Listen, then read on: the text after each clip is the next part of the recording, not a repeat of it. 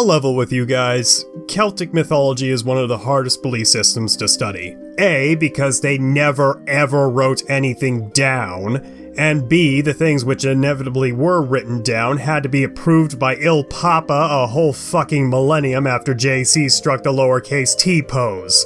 Basically, that old adage that history is told by winners is merely a half-truth in this case, as even when the Celtic peoples of continental Europe sacked and burned the city of Rome, yes, that city of Rome, we have no real written records of this event as told by the Celts, and instead we're forced to rely upon the narratives of the Romans, whose most flattering description of them was as a semi-nomadic people with an insatiable bloodlust, who had massive orgies around giant wickermen filled with prisoners of war, which they then set on fire in a display which would make Queen Olga of Kiev blush. And while there is definitely some evidence to support the idea that the Celtic Druids would engage in the ritual sacrifice of children, we have to keep in mind that whenever the Romans actually decided to write about the Celts, it was usually during wartime. This is problematic for me specifically because the writings we do have on them are likely based more in propaganda than actual historical fact. And also the likes of Gaius Julius Caesar had absolutely no interest in learning about their belief systems beyond white people be cray-cray. Aside from the occasional syncretism which allowed for incredibly bastardized variations of these beings to persist up until... So I suppose that when it comes to the Celts, beggars can't be choosers. Basically everything we know regarding Celtic myths comes to us either from the Welsh or the Irish, with the latter being far more famous and widely regarded by mentally unstable teenage girls on Tumblr who think that they are literal witches. To understand the Tuatha Dé Danann is to understand the Irish beyond the typical stereotypes that they're nothing more than a bunch of drunken, potato-less, oversensitive gingers. Which, to be fair, isn't inaccurate, but fails to mention the incredibly free-spirited nature of the insular Celts, who couldn't be bothered to write religious poems or construct monuments or houses of worship. The insular Celts were what the kids nowadays would call in touch with nature, man. I.e., they believe their gods to exist on the mortal plane and inhabit different aspects of nature which surrounded them. I.e., damn near animism. The Tua reigned as the fourth of 5 different invaders said to rule over Ireland, though their defeat at the hands of the progenitive Celts, who supposedly descend from the biblical Noah, was not the end of the Tuatha Dé Danann, as they were said to have quickly retreated into some underground burrows known as She, where they continued living amongst the Irish people today as those little fuckers who won't share their cereal with you. It's important to note that while we are 90% certain that these were the pre-Christian gods of Ireland, the Libhar Gabhala, aka Book of Invasions, specifically notes them as either a race of humans who practice magic, which is a big no-no and will get you sent straight to hell, or even as a group of fallen angels from God's court who are morally ambiguous and thus don't belong in heaven nor hell. Wait, does that make Ireland purgatory? Are there no potatoes in purgatory? In any case, the Tuatha Dé Danann comes primarily from the Celtic words Tua, meaning tribe, and Dia, which means gods. Put together, the Tuatha Dé Danann means tribe/people of the goddess DANU, which is probably the best clue we're ever going to get regarding a Celtic creation story, especially if you choose to go by the reconstructed tale I covered when I first started this channel some 3 years ago, which professes that DANU is not only the divine progenitor of the gods, but also the Fomorians, their eternal enemies. However, Irish Christian monks use that term as a substitute for the people of God in an effort to avoid confusion with another group who uses that name called the Israelites. Dude, seriously? Despite their lineage deriving from the goddess Danu, the Tuatha Dé Danann were led by this absolute unit of a chucklefuck, this hulking mass of a god, this Hagrid look-alike literal motherfucker, this tall drink of mead because water ain't anywhere near strong enough to describe him, yeah, I got nothing else. This is my boy, the Dagda. The Dagda was known as the father of the gods to the Celtic people of Ireland, but didn't really fit our typical perception of what a supreme being is supposed to be. Unlike the contemporary Zeus, Odin, or El, the Dagda was a far more playful spirit, choosing to wear a tunic too small for his gigantic stature so that he would purposefully show his junk to all of his children, as any good father should do. The Dagda was also a master over life and death itself, wielding a massive club called Lorg Anfeid, which needed to be dragged behind him on wheels. The club was dual-sided, with the striking side delivering instant death, while the opposing side revitalized the dead. So, as punishment, he could spank you with it on the destructive side and completely destroy your ass, and then promptly restore it with the constructive side, before destroying it again with his massive dick.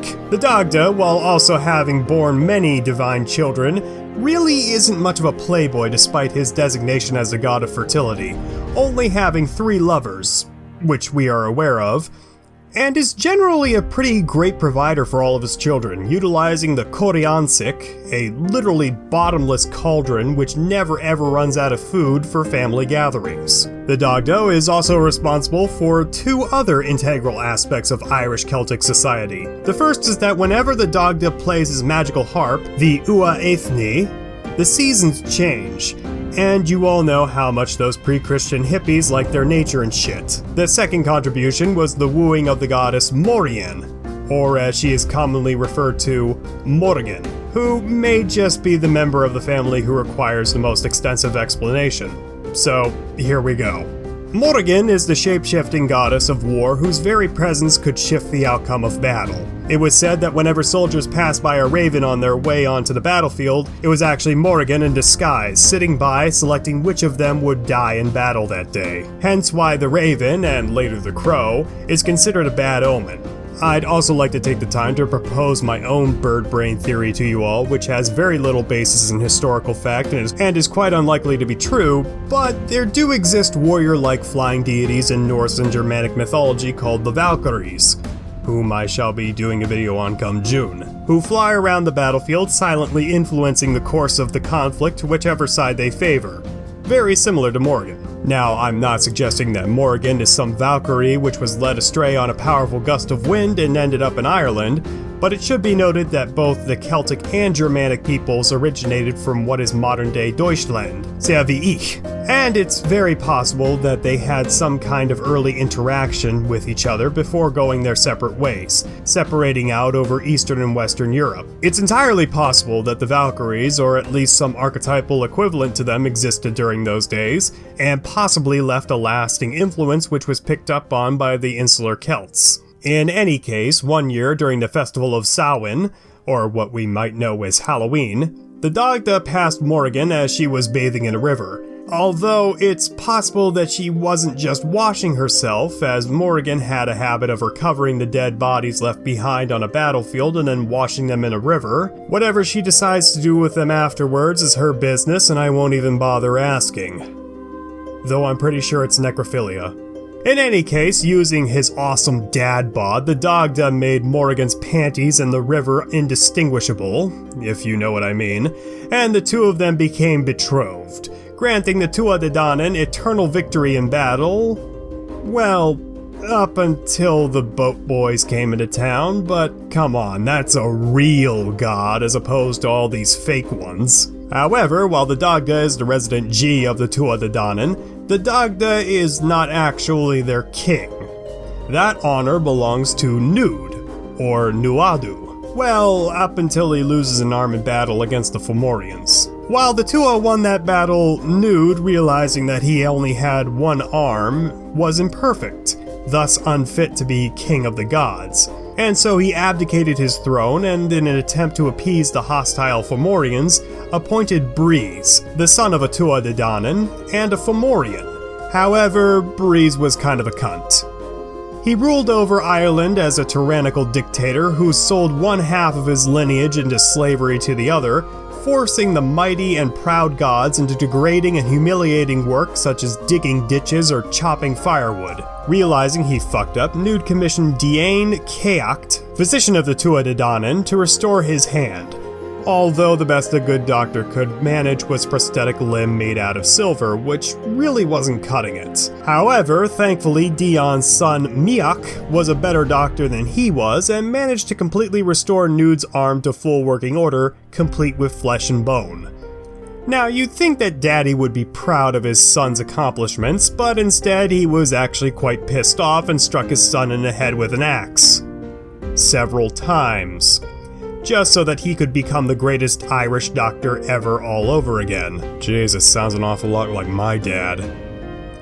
The chasing his kids around with a metallic objects part, not the being a doctor. In any case, long story short, Breeze's 7-year reign of terror ended, Nude was restored as the king, the Fomorians took exception with that, started a brand new war, killed Nude, and left the seat vacant for quite possibly the most influential Celtic figure of them all, Lugh. Lugh is impressive in his own right as the god of the sun who wields a sword which cuts through anything, and an enchanted spear which grants its bearer victory in battle. However, it's his name which has had the longest lasting impact on the modern world. So, after the Tuatha Dé Danann were defeated by the ancestors of the subject of the first instance of rap music, and then he decided to restore the land, and he spoke to Noah. Noah stopped. He said, Noah, I won't be... Lugh retreats underground where he becomes a little fairy craftsman by the name of Lugh Cromain, or Little Stupin Lugh, whose name is then later anglicized into a word I'm sure you're all much more familiar with, leprechaun. But that's not all. Evidently, the Brits on the island just next door took a liking to Lugh and named a fortress after him, Ludunum, which the Romans mispronounced as Londinium, and seeing as that was the cooler of the two names, it was later shortened to London, and yes, I'm talking about that London. However, we shouldn't give Lugh all the credit for slaying the Fomorians and liberating Ireland. For the last time in the foreseeable future. He received quite a bit of help from the next god on our list, Manannan, god of the sea and king of the fairy mounds up until the descendants of the other son who didn't look at Noah's pee-pee landed at Ireland, at which point he became king and protectorate of the other world. But I'm getting ahead of myself. So, during the early invasion cycle, Manannan ruled over the island of Man, where Lugh was from. During this time, the Tuatha Dé Danann were still forced to pay tributaries to the Fomorians, and Lugh didn't think that was very cool, and so he trained himself up to be the biggest, most strongest warrior ever before the Elders of Fairyland granted him magical gifts said to originally belong to Manannan. These included, but were not limited to, Ainbar, the magical horse who was so fast it could ride along the land and sea, and was also enchanted with a magic which protected it and whoever rode it from all injuries. The boat called Wave Sweeper, because I don't even want to attempt pronouncing this shit, which could read the mind of whoever captained it and take them exactly where they needed to go. Manannan's breastplate and armor, which was said to be so tough no weapon could ever hope to pierce it, and of course, Lugh's mightiest weapon of all, Fraggle Rock. Oh, wait a second, Irish is a retarded language. Hold on one second. Fragarach, the sword which could cut through anything and also had the nifty ability to sap all of those who oppose it of their strength. Neat. Manannan does keep a few treasures for himself, however, such as the Cloak of Forgetfulness, the Shroud of Invisibility, Silver Branch with Apples of Gold, Goblet of Truth, the Poisonous Shield of Finn, the Crane Bag, which is just a magical treasure bag made out of crane skin, and the most bullshit of all, Fef Fiada, the Mist of Concealment, which is the common explanation as to why people could never see the gods after they had been transformed into leprechauns. No, seriously, somebody go back through all of my old videos, make a compilation of all the different magical bullshit plot devices we've covered so far in Mythology with a little counter, and then watch this video spike that number up into the trillions. Manannan's got BS MPDs for days. The last Tuatha Dé Danann I would like to cover today is the goddess of horses, Epona. You might think that horses are a bit of a strange creature to have an entire deity dedicated to, but to the Celts, both continental and insular, saw them as a status symbol. The upper class of Celtic society all owned horses and revered them for their speed, bravery, and sexual vigor. It's also a bit unsurprising, as the horse is the basis for many Celtic creatures, such as the Selkie, the Nuculavi, and Epona herself. You see, Epona was conceived of an incel who was fed up with dealing with girls and a poor, unsuspecting horse who was the victim of his sexual advancements. Which reminds me of someone. This scenario, which I can't show on YouTube, resulted in second only to Lu, the most popular goddess of the Tuatha Dé Danann. At least to the continental Celts, who was even adopted by the Roman Cavalry Legion as their patron deity and has a distinct honor of being the only Celtic deity to have a Roman festival held in her honor, which is every 18th of December, by the way. Epona even has a national holiday in Michigan, of all places, where every June the residents of Mackinac Island hold a celebration complete with stable tours, parades, and blessings made for the animals in the ancient goddess's name. Which, as much as I'd like to make fun of that, I think is pretty damn cool. In any case, the Tuatha Dé Danann live on even after the Celts finally came and invaded Ireland, utilizing their druidic magic to best them in combat, and then banished them to live underground as miniature versions of themselves. While they're acknowledged by the Celts and most certainly respected by a majority of their society, they were neither viewed nor worshipped as gods in the same way we might think of today. To the Irish Celts, the Tuatha Dé Danann were just as natural and common a part of their everyday lives as the nature which originally inspired them, and their legacy lives on today, inspiring many New Age religions as their second biggest influence.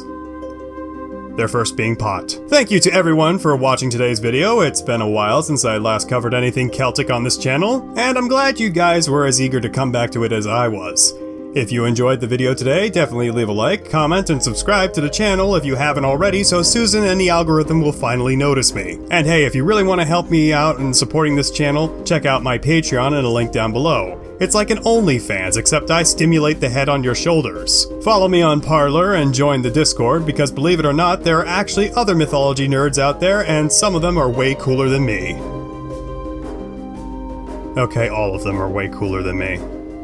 Be sure to tune in next time for another, exciting, informative, humorous, for another video. And until then, folks, have a God's blessed day.